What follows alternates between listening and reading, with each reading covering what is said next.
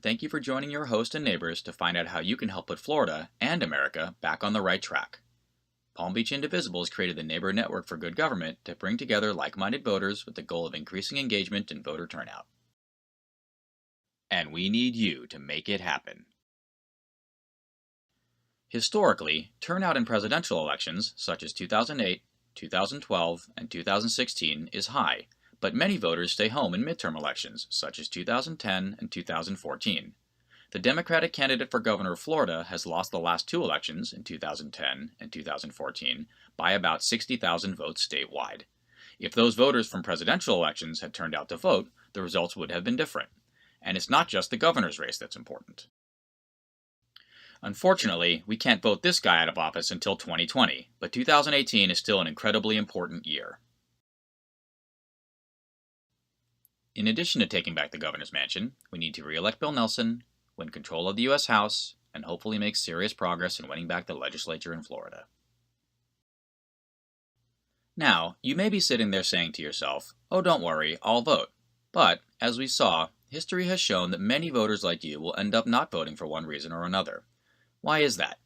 They don't feel well informed about the candidates or issues, something comes up and they are out of town on election day, life gets in the way and they are too busy that day, they just plain forget, and unfortunately, a lot of people just don't care about non-presidential elections, particularly municipal elections. Well, we have a solution for all that. Vote by mail. Florida offers a true vote-by-mail option. Any registered voter is able to request a mail-in ballot. You don't have to be absent. The mail-in ballot is delivered to your home or an out-of-state address about 4 weeks before the election. Once completed, the ballot can be mailed in or dropped off at the Supervisor of Elections or Democratic Party office. Some Democratic Party precinct captains will even offer to pick it up and deliver it for you.